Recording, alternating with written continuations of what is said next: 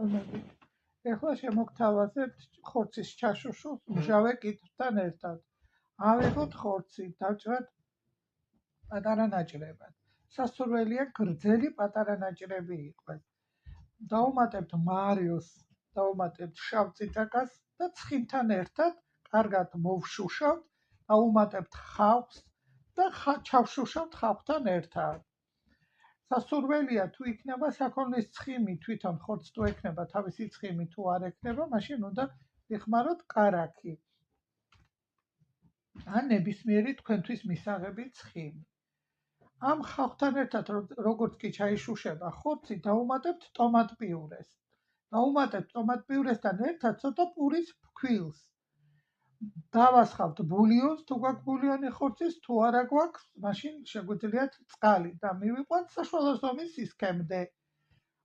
როგორც კი დაიწყებს დუღილს, დუღილის დროს მივცემთ ცოტა ძმარს, ღვინის ძმარს, გემოვნების მიხედვით თუ გინდათ.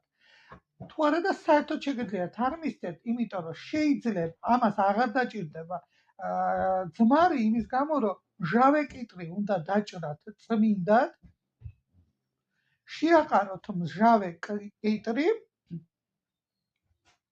და მოშუშოთ მაგასთან ერთად.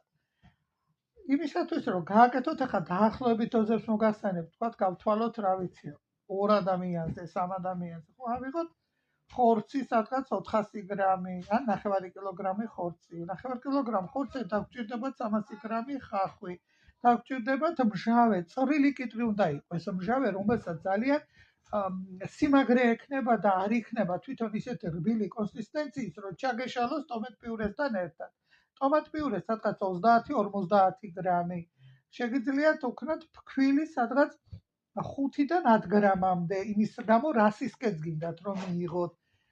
ესა ნიორი 3-4 კბილი მარილი და წიწაკა გემოვნებით, გემრიელად მიირთვით.